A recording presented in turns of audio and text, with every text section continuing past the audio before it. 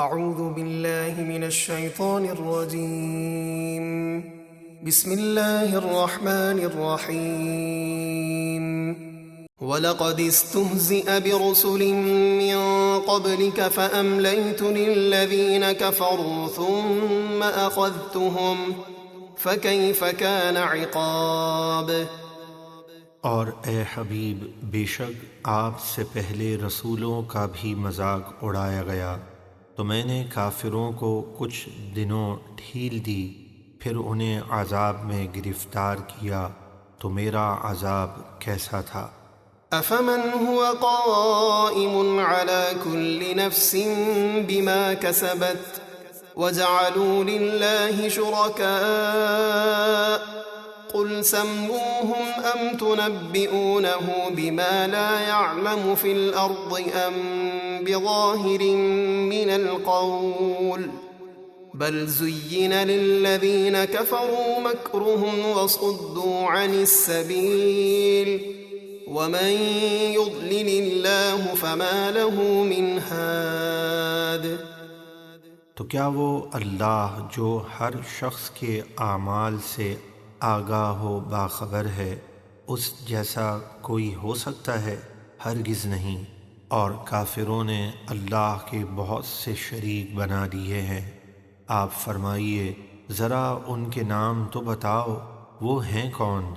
یا اللہ کو وہ بات بتاتے ہو جو اس کے علم میں ساری زمین میں نہیں ہے، اور جو بات اللہ کے علم میں نہیں وہ باطل محض ہے، ہو ہی نہیں سکتی، کیونکہ جو کچھ بھی ہے وہ سب اللہ کے علم میں ہے، لہٰذا اللہ کے سوا کسی دوسرے معبود کا دعویٰ کرنا باطل اور غلط ہے۔ یا یوں ہی اوپری بات کہتے ہو جس کی کوئی حقیقت نہیں، بلکہ کافروں کی نگاہ میں ان کا فریب خوشنما بنا دیا گیا، یعنی شیطان نے ان کا کفر و شرک اور برائیاں انہیں اچھی کر کے دکھائیں اور انہیں راہ حق سے روک دیا گیا، اور جسے اللہ گمراہ کرے تو اسے کوئی ہدایت دینے والا نہیں۔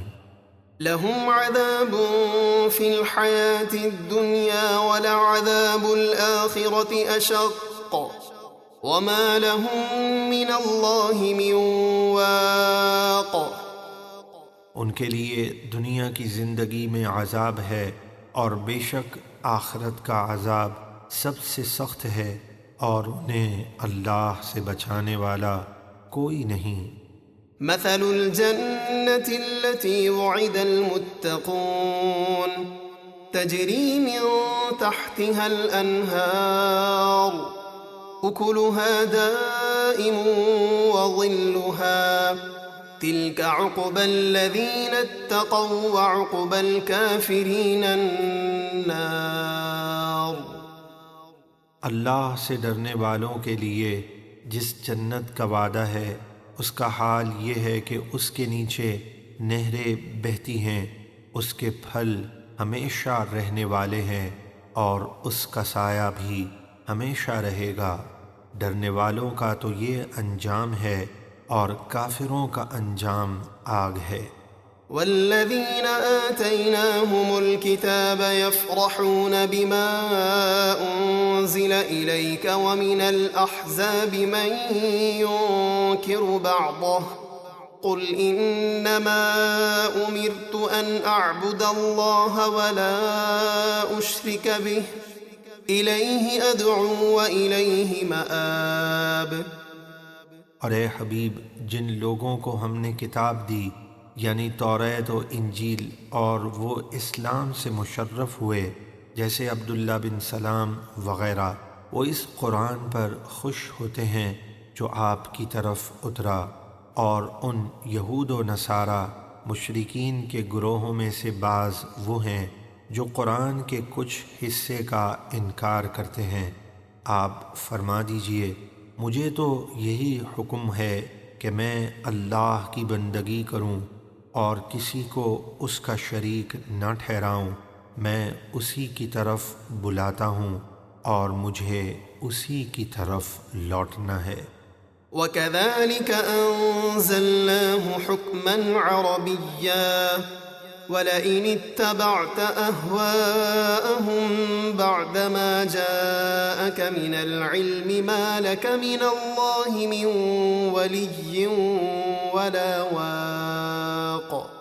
اور اسی طرح ہم نے اس قرآن کو عربی فیصلہ اتارا، اور اے سننے والے، تیرے پاس علم آ جانے کے باوجود اگر تو ان کافروں کی خواہشوں پر چلے گا تو اللہ کے سامنے نہ تیرا کوئی حمایتی ہوگا اور نہ کوئی بچانے والا۔